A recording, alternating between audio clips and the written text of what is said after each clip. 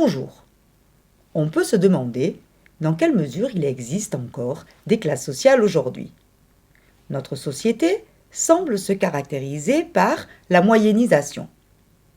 La moyennisation se définit comme une tendance à l'homogénéisation des comportements au-delà de la notion de revenu. Pourtant, le débat entre moyennisation et retour des classes sociales semble rester ouvert. La moyennisation s'explique avant tout par la généralisation du secteur tertiaire.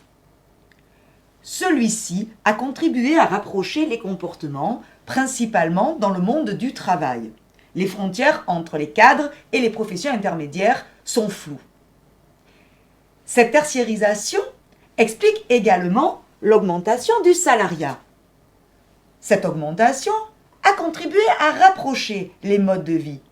Tous les salariés bénéficient par exemple de la protection sociale, de congés payés ou encore sont protégés de la même façon par le Code du travail. La moyennisation trouve également son origine dans la redistribution qui a contribué à réduire considérablement les inégalités de revenus.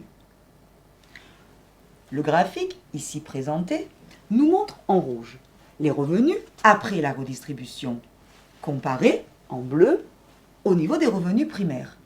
Un simple coup d'œil suffit à voir que les écarts se sont resserrés. La moyennisation se manifeste également dans la consommation de masse.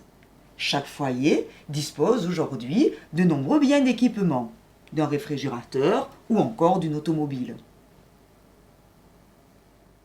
La moyennisation, c'est aussi la fin des appartenances politiques très marquées.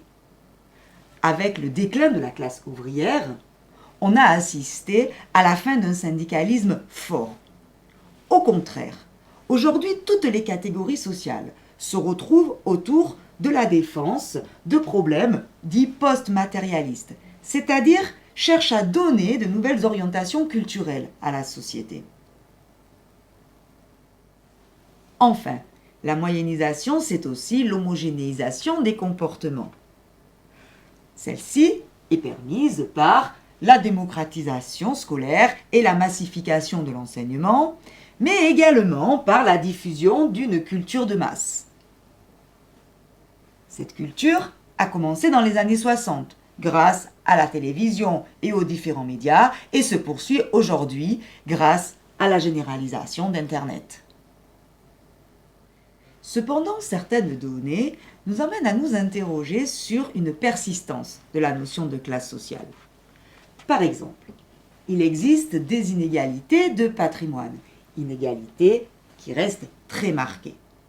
Ces inégalités se retrouvent également dans les pratiques culturelles, les catégories supérieures ayant des pratiques culturelles valorisées par la société. On retrouve ici la notion de domination symbolique, chère à Pierre Bourdieu.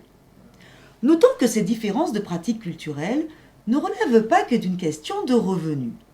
Une entrée au musée coûte souvent bien moins cher qu'une journée à la fête foraine. En définitive, les arguments autour de la moyennisation se retrouvent ici, autour de ces 5 pôles. Mais cependant, le retour des classes sociales se retrouve surtout autour des inégalités de patrimoine, de pratiques culturelles, auxquelles cependant on peut ajouter d'autres éléments. En effet, tout le monde dispose aujourd'hui d'une voiture. Mais tout le monde dispose-t-il de la même voiture? Il existe encore des pratiques ostentatoires. On peut également étudier les inégalités entre les hommes et les femmes, et entre les hommes et les femmes de chacune des catégories socio-professionnelles. Là encore, nous trouverions des pratiques très marquées. On peut citer ainsi de nombreux éléments. Distinguer les pratiques des salariés précaires et des salariés en CDI, ou encore du milieu ouvrier issu de l'immigration et celui issu de notre territoire. Finalement, le débat autour de la classe sociale reste ouvert. On peut cependant s'interroger sur la question suivante. existe-t-il encore une véritable conscience de classe ?